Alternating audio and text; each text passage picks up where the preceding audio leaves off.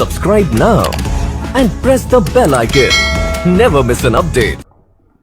दोस्तों स्वागत करता हूं आपका महिंद्रास के ऑफिशियल चैनल पर। आज हम लोग दोस्तों देखने जा रहे हैं कुछ स्पेशल डेली की क्लासेस। जैसे हमारे क्लासेस आज नहीं रहेंगे, आज हम लोग देखेंगे शेड्यूल ऑफ द कॉन्स्टिट्यूशन या हमारे संविधान की जो अनुसूचियां हैं उसको हम ट्रिक के माध्यम से अध्ययन करेंगे और सीखने का प्रयास करेंगे। तो दोस्तों ये डेली हमारी जो क्लासेस रहती हैं वैसी क्लासेस नहीं रहने वाली हैं, दिवाली स्पेशल क्लासेस हैं, तो आपको कुछ नया मिलेगा दोस्तों। एक तरीके से आपके लिए दिवाली गिफ्ट के रूप में आप ये समझ सकते हैं। तो ट्रिक्स एंड टिप्स रहेंगी आपके लिए शेड्यूल ऑफ द कॉन्स्टिट्यूशन से संबंधित। तो आप सभी लोग जो है अंत तक इस वीडियो तक बने रहिए और इसको लाइक और शेयर जरूर करिए। ठीक है दोस्तों, तो चलिए हम लोग स्टार्ट करते हैं हमारा सेशन जो है दिवाली स्पेशल का।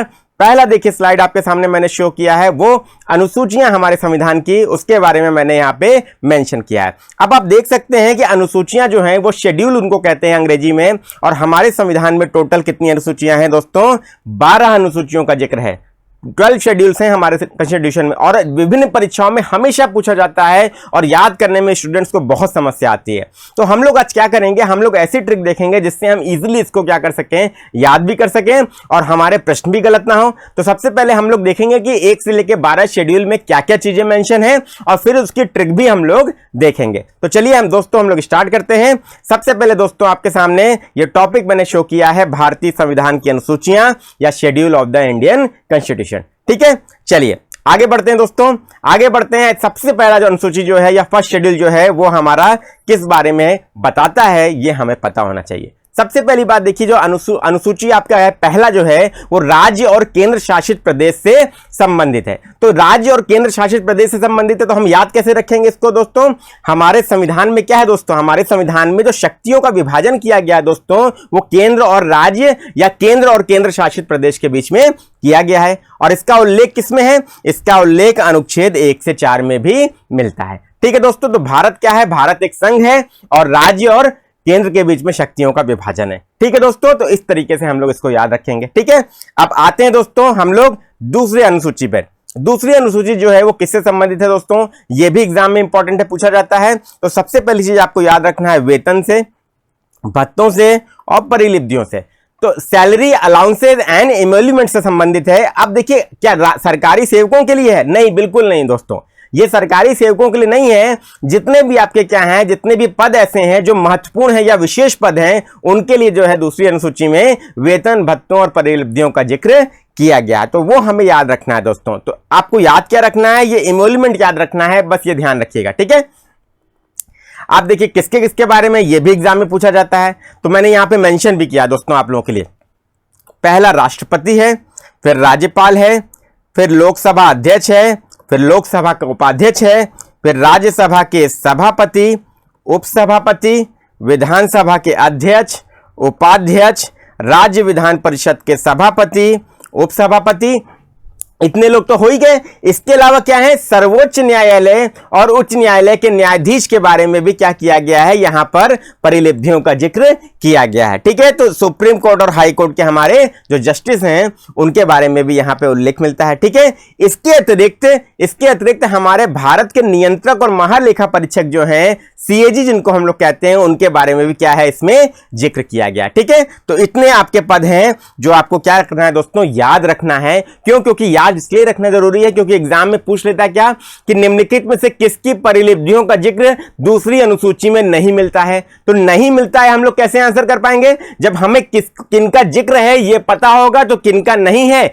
ये हम आराम से टिक कर ले जाएंगे। ठीक है, तो हमें याद क्या रखना है, पहली अनुसूची हमारी संघ और राज्य क्षेत्रों से संबंधित है और दूसरी अनुसूची किससे संबंधित है दोस्तों? वेतन, भत्ते और परिलब्धियों से, सैलरी, अलाउंसेज एंड इमोल्यूमेंट से संबंधित है। तो दो हम लोगों ने अभी देख लिया। ठीक है, तो इमोल्यूमेंट याद रखना है दोस्तों, क्योंकि आगे जो हमारी ट्रिक है वो आपकी क्या है, हमने कुछ विशेष शब्दों को लेकर ही इसका निर्माण किया है। ठीक है, आगे बढ़ते हैं दोस्तों, नेक्स्ट स्लाइड में देखते हैं हम लोग तीसरी अनुसूची हमारी जो है वो किससे संबंधित है। तो तीसरी अनुसूची दोस्तों, जब जितने भी आपके विशेष पदाधिकारी हैं वो क्या करते हैं, जब अपने कार्यालय में जाने से पहले शपथ ग्रहण लेते हैं। शपथ ग्रहण करते हैं या ओथ लेते हैं या शपथ लेते हैं, प्रतिज्ञा लेते हैं कि हम क्या करेंगे, अपने कार्यों का निर्वहन, कर्तव्यों का निर्वहन पूरी ही निष्ठा से करेंगे, ठीक है, ईमानदारी से करेंगे और जितनी भी चीजें हैं उसको हम अपना ईमानदारी से पूरा करेंगे विद इन टाइम फ्रेम में, ठीक है। तो उसको किस प्रारूप में, किस पदाधिकारी का शपथ का प्रारूप क्या है, इसका उल्लेख हमारा तीसरी अनुसूची में मिलता है, ठीक है। तो देखिए, शपथ और प्रतिज्ञा के प्रारूप, forms of oath and affirmation जो है, इसका उल्लेख आपका किसमें मिलता है, third schedule of the constitution में मिलता है, ठीक है। चलिए अब दोस्तों देखिए, यहां पे मैंने आपको बता दिया कि किनका किनका क्या क्या चीजें उल्लिखित है पहली, दूसरी और तीसरी अनुसूची में। लेकिन forms of oath and affirmation जो है दोस्तों, ये जो तीसरी अनुसूची में है वो किनके लिए है, ये भी एग्जाम में पूछा जाता है दोस्तों। क्यों? क्योंकि अगर ये नहीं पता होगा तो हमारे प्रश्न पूरे नहीं सही हो पाएंगे। तो एक बार थोड़ा सा देख लेते हैं जानकारी कि किनके किनके बारे में शपथ और प्रतिज्ञा का जो जिक्र किया गया है, ओथ या अफर्मेशन का उल्लेख किया गया है, ठीक है। तो सबसे पहले देखिए, संघ के मंत्री हो गए, मतलब जो आपके क्या है, कैबिनेट मंत्री हो गए केंद्र के स्तर पर, ठीक है। इसके बाद संसद के लिए जो निर्वाचन के अभ्यर्थी, इसका मतलब क्या है, मेंबर ऑफ पार्लियामेंट जब क्या होता है, जो चुना जाने से पहले उसको क्या करना पड़ता है, उसको एक ओथ लेना पड़ता है, ठीक है। तो वो भी, इसका उल्लेख भी आपका इस अनुसूची में मिलता है। इसके बाद जब वो चुन लिया जाता है, क्या बनता है, संसद का सदस्य बनता है, चाहे वो लोकसभा से बने और चाहे राज्यसभा से बने, तो मेंबर ऑफ पार्लियामेंट, ठीक है। इसके बाद सर्वोच्च न्यायालय के न्यायाधीश, तो सुप्रीम कोर्ट के जो जज होते हैं वो भी क्या हैं, वो भी शपथ लेते हैं, ठीक है। शपथ लेते हैं क्यों? क्योंकि शपथ के बिना तो कार्यालय में जो है आपको एंट्री भी नहीं मिल सकती। क्यों? क्योंकि हमारे संविधान में ऐसा प्रावधान किया गया है। इसके बाद भारत के नियंत्रक और महालेखा परीक्षक, मतलब सीएजी जो हमारा है, कंट्रोलर एंड ऑडिटर जनरल, उसका भी क्या है, आपका शपथ और प्रतिज्ञान जो है आपका इस अनुसूची में उल्लिखित है।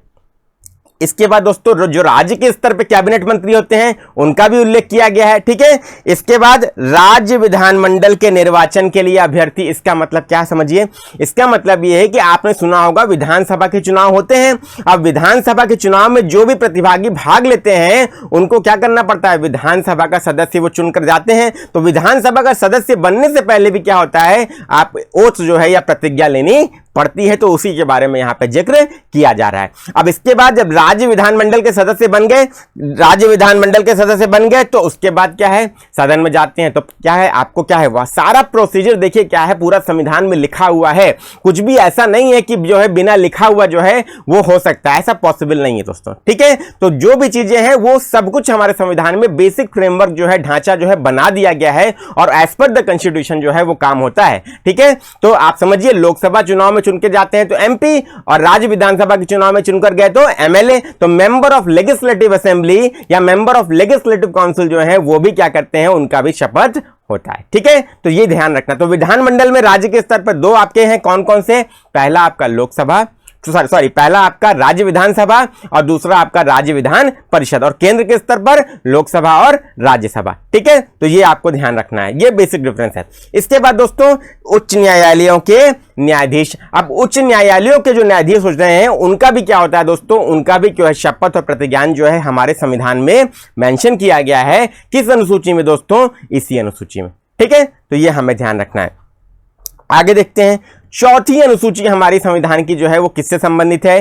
तो हमारे संविधान की चौथी अनुसूची है दोस्तों, वो allocation of seats in Rajya Sabha for states and UTs. तो ये ध्यान रखना है हमें, राज्यों और केंद्र शासित प्रदेशों के लिए राज्यसभा में सीटों का आवंटन जो है वो चौथी अनुसूची में उल्लिखित है। अब समझिए दोस्तों ये कह क्या रहा है। अब आप समझिए दोस्तों कि जब राज्यसभा, हम लोग लोकसभा का चुनाव तो सुने हैं, ठीक है, क्यों, क्योंकि उसमें हम लोग क्या करते हैं, वोट भी देने जाते हैं, प्रत्यक्ष चुनाव होता है, डायरेक्ट इलेक्शन होता है। लेकिन हम लोग राज्यसभा का चुनाव के बारे में बहुत कम जानते हैं।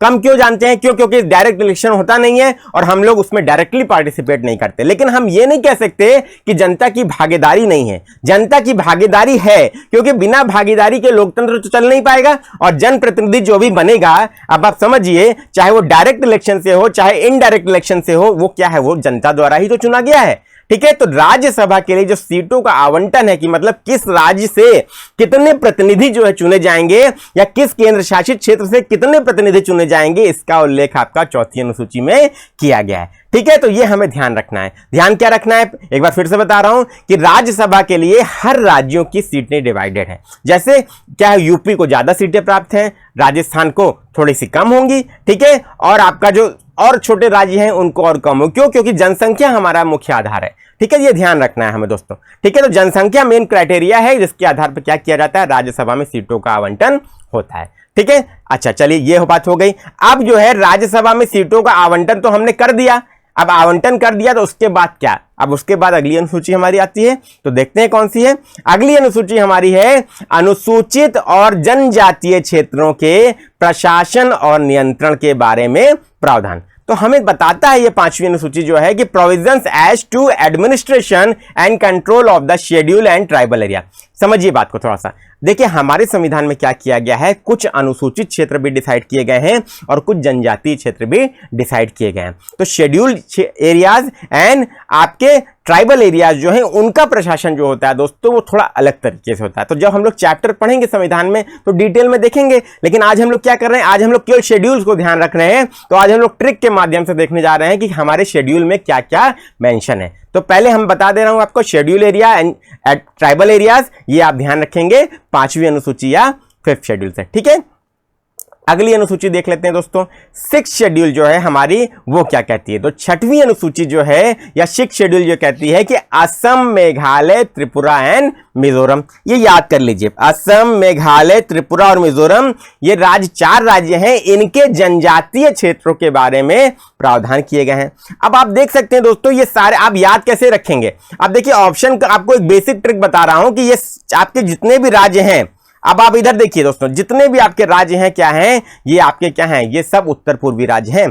तो उत्तर पूर्वी या नॉर्थ ईस्टर्न स्टेट्स हैं, तो आपको ध्यान रखना है कि seven sisters north eastern states की आपको याद होनी चाहिए। अगर आपको याद है तो आप जो है ऑप्शन एलिमिनेट कर लेंगे। ठीक है, तो अगर आपका नॉर्थ ईस्टर्न स्टेट के अलावा कोई स्टेट आ गया तो उसको सीधे क्या करिए, टिक करिए, वही आपका आंसर होगा। क्योंकि ये पूछता है कि किन क्षेत्रों का, किन राज्यों के क्षेत्रों का उल्लेख छठवीं अनुसूची में नहीं है, तो आपको यही बता देना है। ठीक है, चलिए अब आप असम, मेघालय, त्रिपुरा और मिजोरम याद रखेंगे। और मैंने आपको बेसिक फंडा बता दिया, बेसिक फंडामेंटल क्या है इसका, कि नॉर्थ ईस्टर्न स्टेट्स हैं। ठीक है, ये ध्यान रखना है।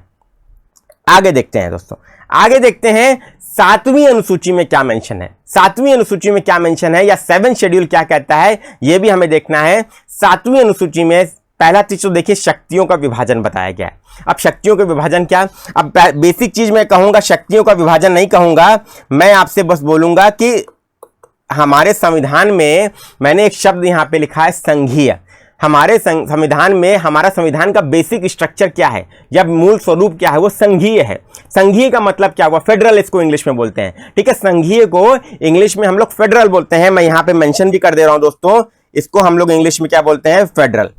अब देखिए फेडरल या संघीय का मतलब क्या हुआ दोस्तों, फेडरल या संघीय का मतलब है कि हमारे संघ में केंद्र भी है और राज्य भी है, दोनों के मध्य क्या है, शक्तियों का विभाजन है। केंद्र सरकार के लिए विषय अलग है, संघ सूची में उल्लिखित हैं, राज्यों के लिए विषय अलग हैं, वो राज्य सूची में मेंशन है। और हमारी समवर्ती सूची जो है या कंकरेंट लिस्ट जो है उसमें केंद्र और राज्य दोनों कानून बना सकते हैं। लेकिन अब आपके दिमाग में एक डाउट आ रहा होगा, डाउट क्या आ रहा होगा कि केंद्र और राज्य सर दोनों अगर कानून बनाएंगे तो किसका मान्य होगा। अब देखिए कानून बनाने में समय भी लगता है, टाइम भी लगता है और क्या होता है, एफर्ट भी लगता है। तो देखिए अब कानून बनाने में अगर टाइम और एफर्ट लग रहा है तो इसका मतलब जो है कहीं ना कहीं संविधान में इसका उल्लेख जरूर होगा कि अगर केंद्र ने भी कानून बना दिया, संसद ने, और राज्य विधानमंडल ने भी कानून बना दिया तो किसका माना जाएगा। तो ये हमेशा ध्यान रखिए कि जब हमारी संसद कानून बनाने की देश में सर्वोच्च संस्था है, समझिए इस बात को, संसद संप्रभु है, उसके ऊपर कुछ भी नहीं है कानून बनाने के मामले में। ठीक है, क्योंकि वो विधायिका सबसे बड़ी है। ठीक है, तो विधायिका जो है सबसे बड़ी, तो संसद अगर कानून बनाएगी तो वो, अगर राज्य विधानमंडल ने भी उसी विषय पर कानून बना दिया है तो संसद का कानून जहां तक प्रभावी होगा वही माना जाएगा। ये आपको और हमें ध्यान रखना है। ठीक है दोस्तों, तो ये हमारे लिए क्या हुआ, ये हमारे लिए एक नई चीज हो गई जो हम लोगों ने जाना। ठीक है, चलिए अब हम लोग देखते हैं यहां पे देखिए मेंशन क्या है, संघ सूची, राज्य सूची और समवर्ती सूची। दोस्तों एक नई चीज आपको समझ में आई, सूची क्या है, लिस्ट क्या है। तो दोस्तों देखिए लिस्ट ये है बेसिकली कि मैंने आपको बताया कि राज्य भी कानून बना सकते हैं और केंद्र भी कानून बना सकते हैं। तो किसका मान्य होगा, तो सबके लिस्ट अलग अलग कर दिए गए हैं। केंद्र सूची की केंद्र के लिए संघ सूची अलग, राज्य के लिए राज्य सूची अलग, लेकिन दोनों जिस पर कानून बनाएंगे वो समवर्ती सूची में वो विषय रखे गए हैं, उनको कंकरेंट लिस्ट कहा जाता है। तो तीनों सूचियों का उल्लेख दोस्तों कहां पर है, 7वीं अनुसूची। ठीक है, मैं यहां पे लिख रहा हूं दोस्तों, देखिए तीन सूचियां जो हैं ये आपकी क्या है, ये आपकी दोस्तों उल्लिखित है किसमें, 3 लिस्ट उल्लिखित हैं आपकी 7वीं अनुसूची में। ये आपको ध्यान रखना है दोस्तों। ठीक है, चलिए अब हम लोग देखते हैं 8वीं अनुसूची क्या है या 8th शेड्यूल क्या है दोस्तों। देखिए 8th शेड्यूल हमारा जो है दोस्तों, 8th शेड्यूल हमारा भाषाओं से संबंधित है। पहला प्रश्न तो यही आता है कि 8वीं अनुसूची किससे संबंधित है। तो आपको यह ध्यान रखना है कि 8वीं अनुसूची भाषा से संबंधित है दोस्तों, क्योंकि लैंग्वेजेस जो है हमारी वो क्या है, वो हमारी 8वीं अनुसूची में उल्लिखित है। ठीक है, अच्छा तो मैंने ये आपको बता दिया और प्रश्न का आपके उत्तर भी आपको मिल गया जो एग्जाम में पूछा जाता है। अब ये भी पूछा जाता है दोस्तों कि हमारे 8वीं अनुसूची जो संविधान की है उसमें इस समय कुल कितनी भाषाएं हैं। जो मोस्ट पॉपुलर क्वेश्चन जो है, जो हमारे कॉन्स्टिट्यूशन में पूछा जाता है, पॉलिटी में पूछा जाता है बच्चों, वो हमारा यही है कि हमारे संविधान में कितनी क्या है, भाषाएं हैं। ठीक है, तो हमें और आपको सबसे पहले ध्यान रखना है कि 22 भाषाएं हैं दोस्तों, रट लेना है इसको। ठीक है, 22 लैंग्वेजेस हैं, 22 भाषाएं, ये हमें रट लेना है। और अगर हमने रट लिया तो कभी हम जीवन में इसको भूलेंगे नहीं, और इसको ध्यान रख लेना है, एकदम कंठस्थ कर लीजिए। तो देखिए यहां पे मैंने 22 मेंशन भी किया है और 22 भाषाएं हमारे इस समय क्या है, 8वीं अनुसूची में उल्लिखित। देखिए ऐसा नहीं था कि हमारा जब संविधान बना तो 22 भाषाएं थी। ठीक है, लेकिन धीरे धीरे क्या होता है दोस्तों कि सरकार डिसाइड करती है कि किस भाषा को जो है हम 8वीं अनुसूची में डाल सकते हैं। ठीक है, तो ये ध्यान रखना है। तो धीरे धीरे वो लिस्ट बढ़ के इस समय 22 हो गई है। ठीक है, तो ये आप लोगों को ध्यान रखना है, 8वीं अनुसूची लैंग्वेजेस या भाषा से संबंधित है। इसके बाद दोस्तों देख लेते हैं, यहां पे मैं लिख भी दे रहा हूं बच्चों, आप रिवीजन करोगे जब PDF आपको डिस्क्रिप्शन बॉक्स पे लिंक से मिल जाएगी। तो ये किससे संबंधित है, ये भाषा से संबंधित है। 9वीं अनुसूची की बात कर लेते हैं दोस्तों। 9वीं अनुसूची क्या कहती है, देखिए 9वीं अनुसूची हमारे दोस्तों संविधान जब लागू हुआ, तो जब भारत को आजादी मिली और संविधान लागू होने के बीच भी काफी समय था। ठीक है, तो संविधान लागू, जब संविधान निर्माता हमारे संविधान बना रहे थे, उनके दिमाग में बड़ा क्या था, परेशान थे। वो परेशान क्यों थे, क्योंकि हमारे समाज में एक ऐसी प्रथा थी जो क्या थी, जमींदारी प्रथा, जिसका नाम भी आपने भी सुना होगा। वो क्या थी, उसने बहुत ज्यादा जो है क्या कर दिया था, सामाजिक जो है विषमता फैला के रखा था। तो उसको कैसे हटाया जाए, सबसे पहला मंथन जो है इस बारे में भी हुआ। ठीक है, तो हमें ध्यान रखना है कि 9वीं अनुसूची में क्या किया गया, जमींदारी प्रथा को खत्म करने के लिए, जमींदारी प्रथा के उन्मूलन के लिए जो भी कानून राज्य विधानमंडल या संसद ने बनाए या भविष्य में बनाएंगे, उनको किस अनुसूची में रखा गया, 9वीं अनुसूची में रखा गया। अब समझिए दोस्तों, अब प्रॉब्लम क्या है, अब प्रॉब्लम यह है कि 9वीं अनुसूची में क्यों रखा गया, क्यों नहीं हम 8वीं, 7वीं और 6वीं में रखा गया। ठीक है, तो उसका कारण है दोस्तों, उसका कारण यह है कि सरकार ने 9वीं अनुसूची में जितने कानून रखे गए उनको जुडिशियल रिव्यू या न्यायिक समीक्षा से परे बता दिया। ठीक है, जुडिशियल रिव्यू या न्यायिक समीक्षा से परे बता दिया उन कानूनों को। क्यों बता दिया, इसलिए बता दिया क्योंकि न्यायपालिका इन कानूनों की समीक्षा नहीं कर सकती थी। ठीक है, तो न्यायपालिका अगर समीक्षा नहीं करेगी तो इसका मतलब क्या है दोस्तों, अगर सरकार पूर्ण बहुमत वाली है तो वो कैसा भी कानून बना सकती है, ऐसा नहीं है। तो सुप्रीम कोर्ट ने दोस्तों ये आदेश जारी किया कि 24 अप्रैल 1973 के बाद के जितने भी कानून होंगे उनकी न्यायपालिका अगर चाहेगी तो समीक्षा कर सकती है। ये ओपन है जुडिशियल रिव्यू के लिए। ठीक है दोस्तों, क्लियर हो गया होगा आप लोगों को। तो मैं एक शब्द मैंने लिखा, भूमि सुधार और जमींदारी प्रथा के उन्मूलन से संबंधित कानून, ये आपको याद रखना है। और याद क्या रखना है दोस्तों, एक और चीज याद रखनी है आपको, मैंने जो बताया, जो जुडिशियल रिव्यू दोस्तों ध्यान रहिएगा आप लोगों को, जुडिशियल रिव्यू इंपॉर्टेंट है। तो जुडिशियल रिव्यू या न्यायिक समीक्षा आप याद रखेंगे। और एक चीज क्या याद रखेंगे, भूमि सुधार और जमींदारी प्रथा, ये भी याद रखेंगे, ये भी कीवर्ड है। और भूमि सुधार का जो इंग्लिश है दोस्तों वो तो जरूर याद रखेंगे, लैंड रिफॉर्म, क्योंकि लैंड रिफॉर्म से ही मैंने आप लोगों के लिए ट्रिक भी बनाई है जो अभी आपको आगे देखने को मिलेगी। ठीक है, आगे दोस्तों देखते हैं 10वीं अनुसूची। 10वीं अनुसूची में क्या है? अब 10वीं अनुसूची में दोस्तों क्या है, आपने सुना होगा दोस्तों, अभी हाल ही में महाराष्ट्र में क्या हुआ, महाराष्ट्र में शिवसेना गुट के कुछ विधायक जो है उन्होंने क्या किया, अपनी पार्टी छोड़ के वो बीजेपी के सपोर्ट से जो है क्या की, सरकार बना ली। ठीक है, अब क्या है, अब आप समझिए उसमें क्या हुआ, उसमें दल बदल कानून जो है पिक्चर में आया, न्यूज में आ गया। क्यों आ गया दोस्तों? क्योंकि दल बदल कानून है क्या, सबसे पहली चीज तो ये पता होना चाहिए। अब दल बदल कानून जो है उसके क्या है, अगर वो कानून जो ये बताता है कि अयोग्यता का प्रावधान किया गया है अगर कोई व्यक्ति ऐसा करता है तो, ठीक है, तो दल 10वीं अनुसूची में दल बदल के आधार पर संसद और राज्य विधानसभा के सदस्यों की अयोग्यता के प्रावधान है। ठीक है, तो अगर कोई सदस्य क्या करता है, दल बदल के आधार पर ऐसा करता है तो उसको अयोग्य ठहराया जा सकता है, किसमें, 10वीं अनुसूची के अंतर्गत, जिसको हम लोग क्या बोलते हैं, एंटी डिफेक्शन लॉ भी बोलते हैं। ठीक है, आप लोग ध्यान रखिएगा, मैं यहां पे लिख रहा हूं दोस्तों, एंटी डिफेक्शन लॉ,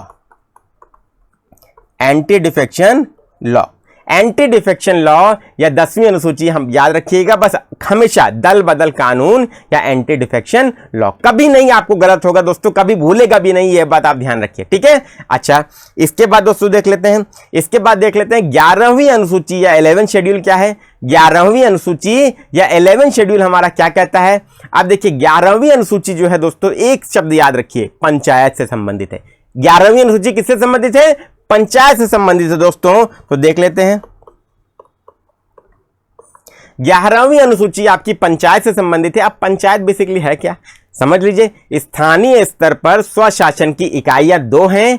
ठीक है, एक आपकी ग्राम के स्तर पर, गांव के स्तर पर पंचायतें, और शहर के स्तर पर नगर पालिकाएं। ये हमेशा ध्यान रखिएगा। 73वां संविधान संशोधन अधिनियम द्वारा पंचायत को और 74वें संविधान संशोधन अधिनियम द्वारा नगर पालिकाओं को संवैधानिक दर्जा प्रदान किया गया है। ठीक है दोस्तों, तो ये हमें ध्यान रखना है। अच्छा, अब ध्यान क्यों रखना है? ध्यान इसलिए रखना है क्योंकि क्या है, याद करने के लिए, ट्रिक के लिए जरूरी है। ठीक है, तो पंचायत आप याद रखेंगे बस, और कुछ नहीं याद रखना है। आप देखिए 11वीं अनुसूची में पंचायतों की शक्तियां, अधिकार और जिम्मेदारियां शामिल है। 11 schedule contains the powers, rights and responsibility of the panchayat. ठीक है, अब अगला क्वेश्चन ये भी आता है दोस्तों, अगला क्वेश्चन ये भी आता है कि इसमें कितने विषय हैं, 11वीं अनुसूची में कितने विषय हैं, ये भी एग्जाम में पूछा गया दोस्तों। तो इसमें दोस्तों 29 विषय हैं। ये आपका एग्जाम का बहुत ही पॉपुलर क्वेश्चन है दोस्तों। और किस संविधान संशोधन द्वारा इसको जोड़ा गया है? 73वां संविधान संशोधन अधिनियम, मैं लिख दे रहा हूं दोस्तों, 73वां संविधान संशोधन अधिनियम 1992 द्वारा इस अनुसूची को दोस्तों जोड़ा गया है। ठीक है, तो ये आपको ध्यान रखना है दोस्तों। ये सारे क्वेश्चन हैं दोस्तों एग्जाम के, ये tricks and question, tricks and tips जो है कैसे शेड्यूल याद करें, यही इसीलिए ये सेशन है दोस्तों।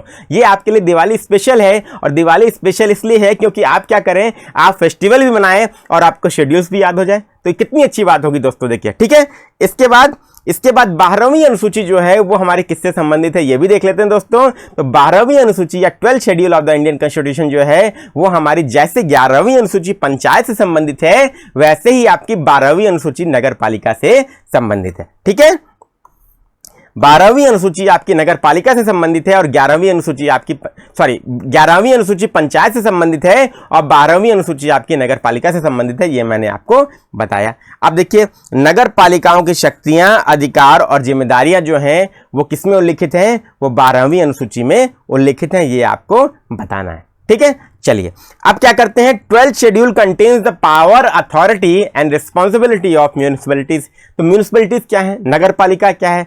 अब आपने देखा होगा कि जैसे आपका केंद्र के स्तर पर सरकार है, राज्य के स्तर पर सरकार है, वैसे ही क्या है, स्थानीय स्वशासन के स्तर पर, नगर के स्तर पर या ग्राम के स्तर पर भी क्या है, स्वशासन की इकाइयों की स्थापना की गई है। उन इकाइयों को हम लोग क्या कहते हैं, पंचायत कहते हैं गांव में, और आपका शहर में क्या बोलते हैं दोस्तों, नगर पालिकाएं बोलते हैं, जो पूरे नगर के एडमिनिस्ट्रेशन के लिए जिम्मेदार होती हैं, सुचारू रूप से संचालन के लिए जिम्मेदार होती हैं। ठीक है, अब इसमें कितने विषय हैं?